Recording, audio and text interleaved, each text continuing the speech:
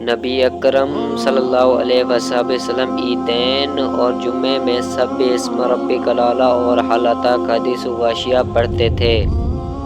اور بس اوقات دونوں ایک ہی دن میں آپ پڑھتے تو بھی انہیں دونوں صورتوں کو پڑھتے۔ امام ترمذی کہتے ہیں، نعمان بن بشیر رضی اللہ عنہ کی حدیث حسن صحیح ہے۔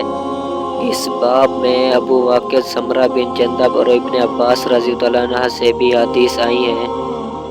اور اسی طرح سفیان ثوری اور مصر نے بھی ابراہیم بن محمد بن منتشر سے ابو عوانہ کی حدیث کی طرح روایت۔ سفیان بن عینی تو ان سے روایت میں اختلاف پایا جاتا ہے کہ ان کی ایک سند یوں ہے: ان ابراہیم بن محمد بن منتشر ان ابی ان حبیب بن سالم ان ابی ان نعمان بن بشیر، اور ہم حبیب بن سالم کی کسی ایسی روایت کو نہیں جانتے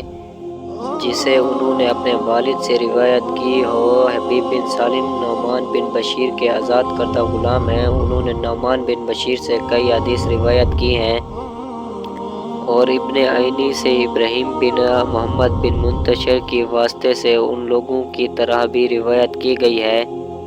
اور نبی اکرم صلی اللہ علیہ وسلم سے یہ بھی مروی ہے کہ آپ عیدین کی نماز میں سورۃ الکہف اور اقتربت الساعۃ پڑھتے تھے، اور یہی شافعی بھی کہتے ہیں۔